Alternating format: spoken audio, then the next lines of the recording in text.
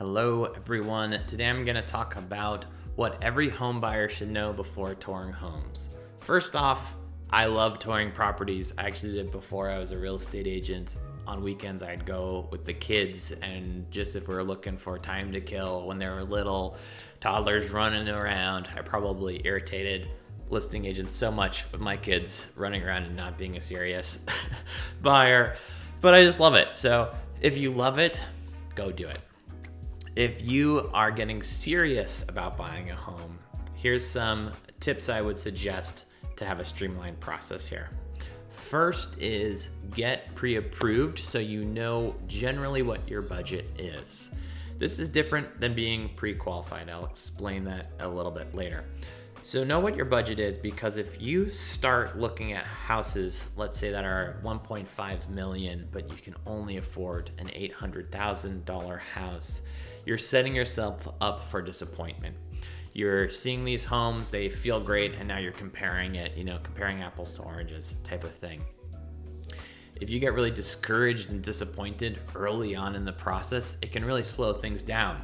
And you may just continue renting or not moving forward because the whole process seems so discouraging. So I really say know your budget.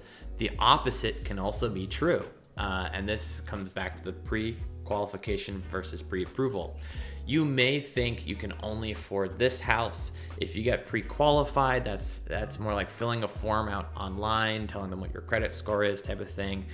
You may think I can only afford a home at $700,000.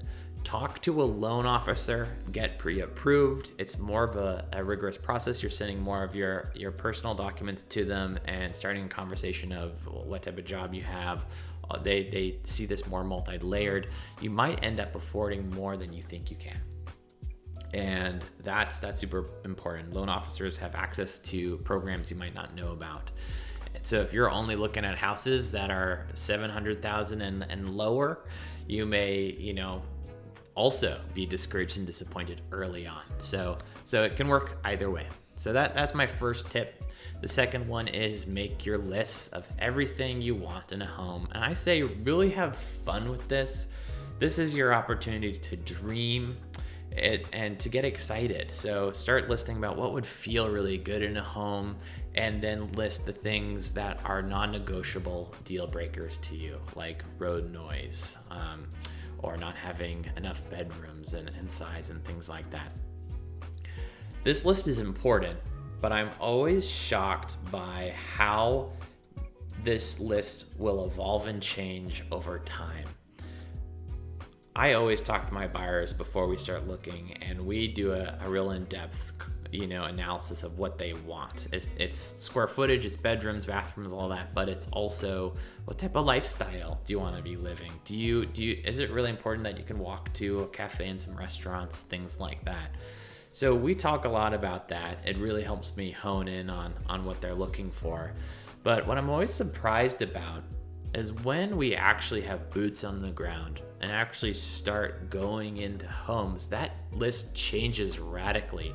People realize, you know what, I'm actually totally okay with having a small house if it feels really good. If it's this beach cottage and I'm right out, near the water, I'm okay with only 800 is very small, 1,800 square feet opposed to, let's say, 2,500 square feet. So be open, make your list, but be open to change. And my last quick tip before you go see houses is try to see beyond aesthetic. So sometimes it's really difficult, especially if the home is not staged and has people's personal things in there, to look at layout and feel of the location of the home over paint color, pictures, furniture pieces, and all that. That requires a little bit of imagination. That's harder for some people than others. So keep that in mind. It's so easy to walk into a stuffy room that's overcrowded with furniture and has heavy drapes that's covering the natural light from the windows and be like, oh, this feels awful. See if you can imagine what it would feel like if it was all cleaned out and those windows were open, type of thing. Okay, those are my quick tips to keep in mind before you start looking at properties. If you have any questions, always feel free to reach out. I'm Adam Foley. I do real estate around the Puget Sound.